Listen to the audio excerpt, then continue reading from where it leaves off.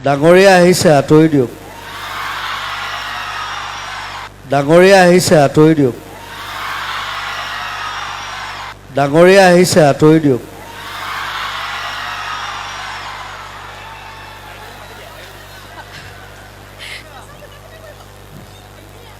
এজনী কলি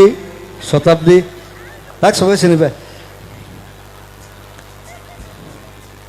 এজনী চেনিমাই চুইটি আৰু এজনী আছে গোলাপী তাই নতুন অমৃত প্ৰভা তাৰ নামটো বৰ দীঘল সেইকাৰণে সৰু নাম এটা দি লৈছোঁ গোলাপী